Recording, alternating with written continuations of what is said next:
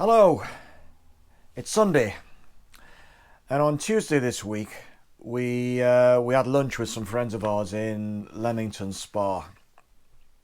And if you know Leamington Spa, very few of you will, but if you know Leamington Spa, you'll know there's a good record shop there, and the record shop used to be FOP, but it's still FOP somewhere else in London, for example. But there's a record shop called Head. This is a tote bag which has some vinyl purchases in that I made this week. And on Wednesday I took delivery of a couple of albums from Amazon as well. So 5 or 6 days have passed, and I've almost forgotten what I bought. So I thought I'd make a video of kind of like an unbagging of the records that I bought this week. I kind of made the urge to make a video, and so I thought, what the hell? Let's just start playing some of these records instead of leaving them in a bag for a couple of weeks or whatever, or even longer. Anyway, so here we go. So I'm just going to basically talk through what I bought in no order whatsoever, except that I think the Amazon ones are in the second bag because I got 2 bags.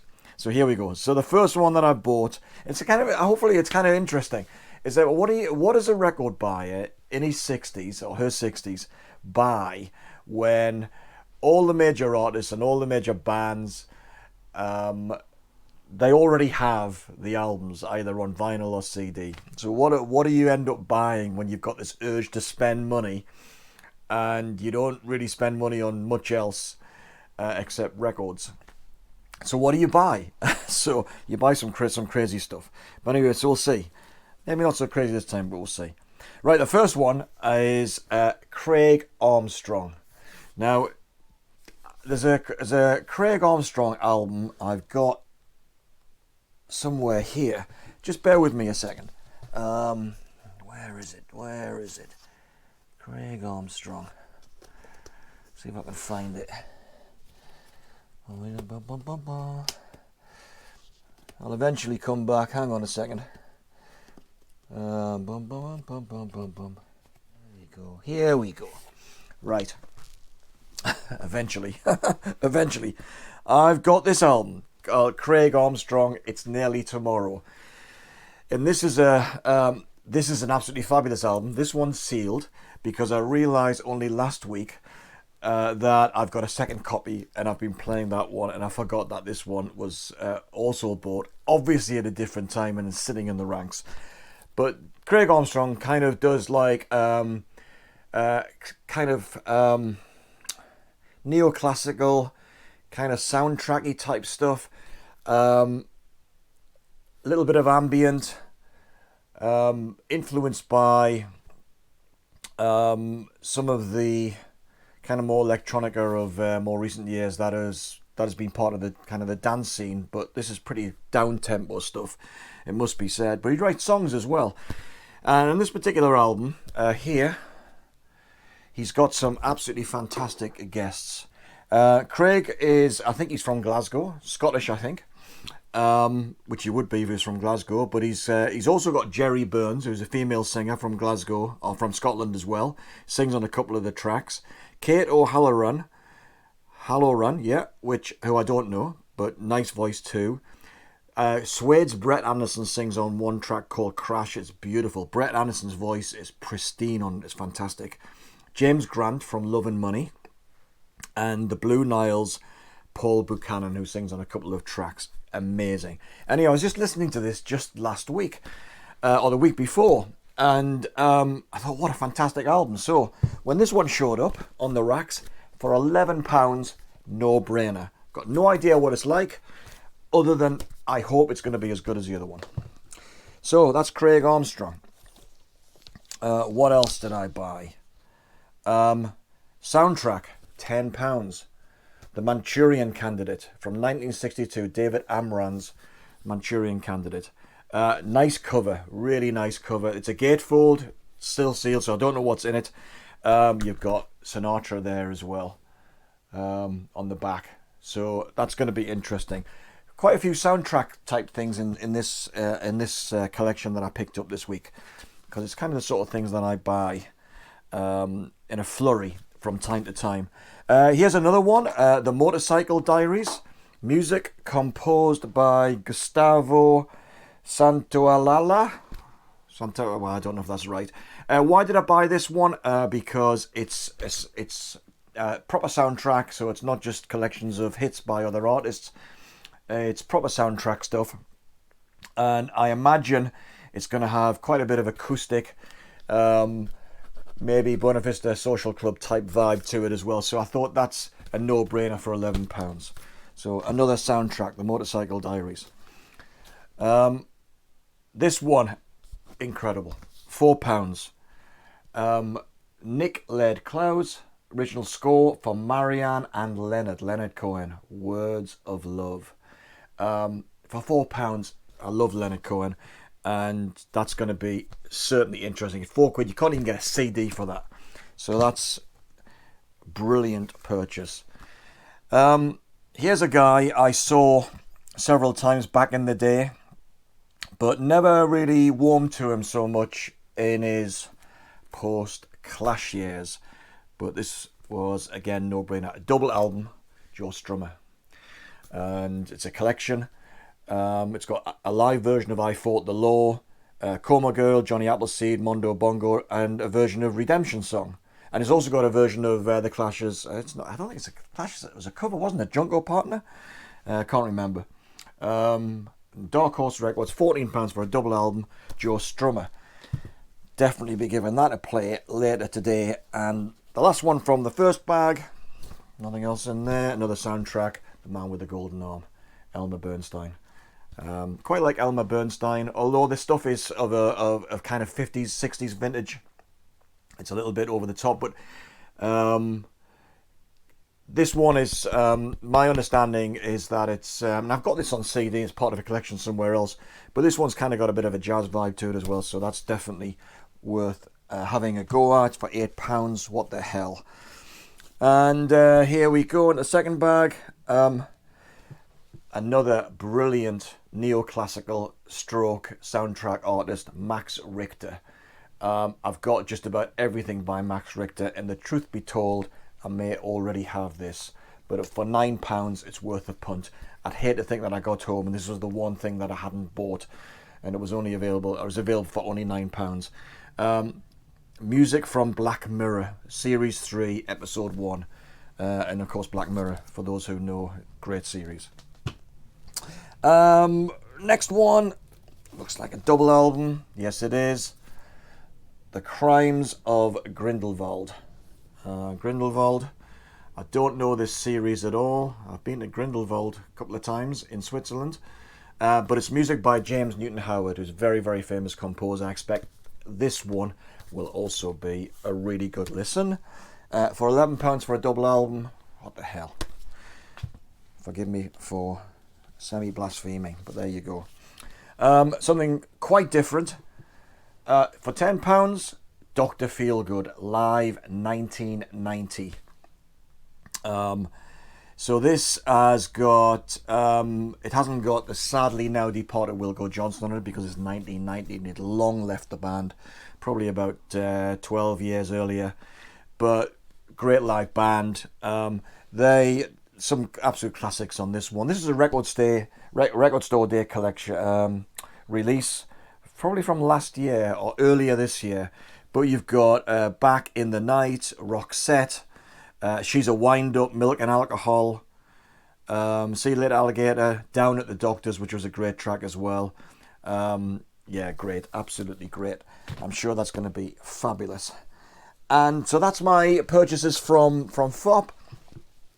And two more is one of my subscribers and regular commenters on the videos that I put out, the music videos, Jamie Holmes, asked me a question recently, is had I bought the latest Van Morrison album? And the answer to that is no, I hadn't.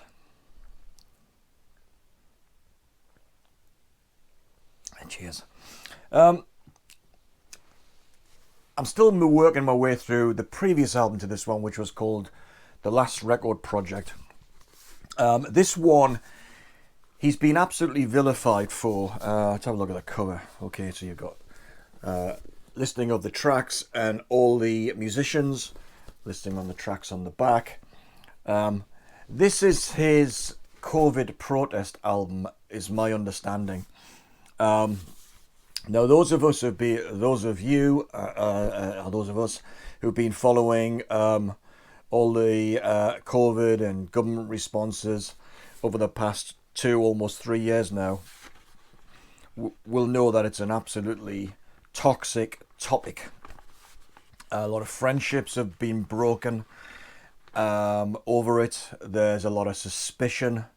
I made a video just a couple of weeks ago, which was I was just talking about the breakdown of trust in media and some friendships and government and scientists and so on and so forth.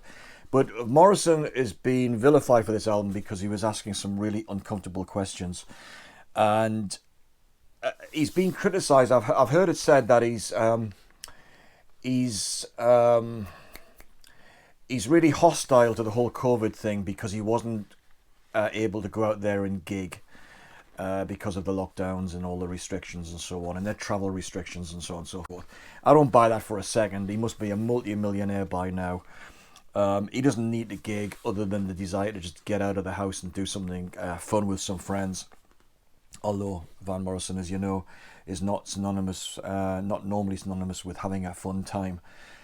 Brilliant singer though he is, but he's got the lyrics on here. Apparently, are very, very provocative and challenging to the narrative that we've all been exposed to in the last few years. So here we go. Listen to some of these titles. Dangerous.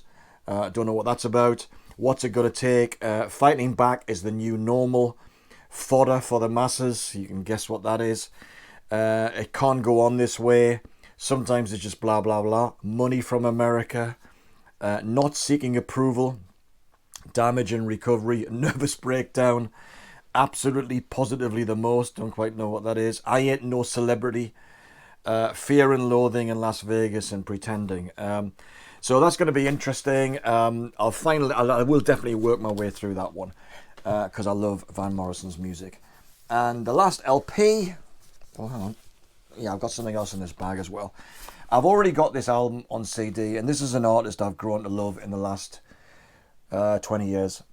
I've never seen him live. I had a brilliant ticket for one of his shows on the tour that was cancelled because of the lockdowns. And when he came back to announce a more recent or the latest tour, I just couldn't get a ticket. So there you go. Who is it? Well, it's Nick Cave. Those of you who like Bob Dylan, Bruce Springsteen, Joni Mitchell, and countless others that are able to write introspective lyrics, storytelling,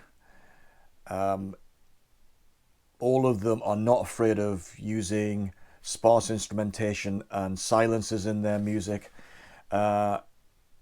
Although Nick Cave has his roots in post-punk with the birthday party. Since the 1990s, he's been doing more reflective material. Not always, by the way, because he does some grungy stuff and his band Grinder Man and so on. But he does these more introspective albums. And this particular one, let me just say one of the things that I think makes Nick Cave stand out. Two things really. One, he's unarguably more spiritual than the other artists.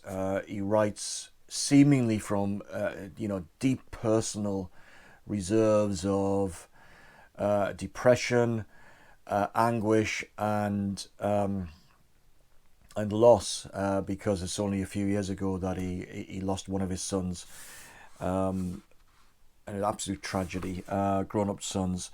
So, but this particular album, Idiot Prayer, it's a double album. See, it's not a gatefold, but double album you can see there. It's Nick Cave alone at Alexandra Palace in London, and it was made during lockdown, under lockdown rule restrictions.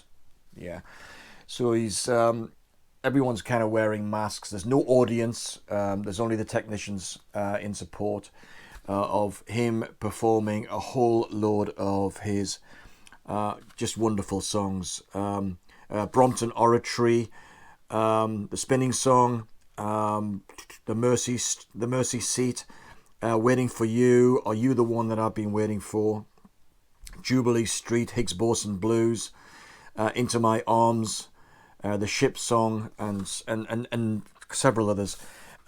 This is a beautiful album. It's definitely not one for the car. It's more of a case of for those moments when you're prepared to sit patiently and listen, in a quiet room and give the album, the music, your full attention. It's a wonderful album, but it's got a great atmosphere. Even though it's just kind of piano, you can kind of hear the room resonate and his voice resonate in the room. It's absolutely wonderful.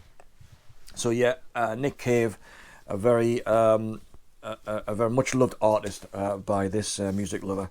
And I bought a book, Music Ophelia by Oliver Sacks.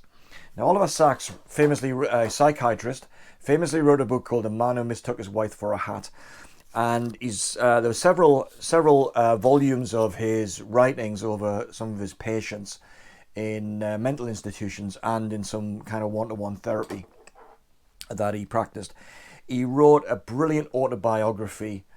That's the name of which, On the Move, and it just shows that even though he's a very sensitive, he was, because he died just a few years ago, he was a very sensitive and brilliant psychiatrist. He was a badass as well, so he had a big, interesting life. So, really interesting, fabulous guy. This book here is. He talks here about Oliver Sacks' compassionate tales of people struggling to adapt to different neurological conditions have fundamentally changed the way we think of our own minds. In Music Ophelia, he examines the power of music through the individual experiences of patients, musicians, and everyday people. Blah, blah, blah. So that's going to be interesting. I'll eventually get round to that one. Love Oliver Sacks. Anyway, that's just me on a Sunday morning, just talking about some of the stuff that I've been buying in the last week. Quite a varied selection there. Soundtracks I tend to go for a lot these days in record shops, because I just get bored flipping through the normal racks of all the A to Z artists that I'm familiar with. So many of them, and it's kind of a bit dull now. So I kind of go for either the bargain bins, or I go to say something like the soul bins. Which, I've got soul music spread through my collection, but I've never been 100% deeply into soul, so there's still a lot to discover in that genre. And of course, soundtracks. I've been a big collector of soundtracks for a long while, but as you can see here, there's always more to have a go at as well. So anyway, thanks for watching. Happy record buying, everyone. I didn't do record store day this year. I tend not to. I tend to pick up the dregs of Record Store Day in the days and weeks that follow the event. I am queuing at 6 a.m. for records. So cheers, thanks for watching. I'll see you in the next video. Ta-ra.